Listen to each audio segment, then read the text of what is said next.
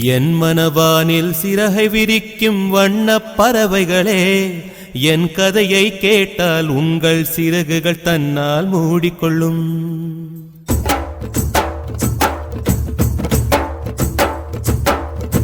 என் மனவானில் சிறகை விரிக்கும் வண்ணப் பறவைகளே, என் கதையை கேட்டால் உங்கள் சிறகுகள் தன்னால் மூடிக்கொள்ளும்.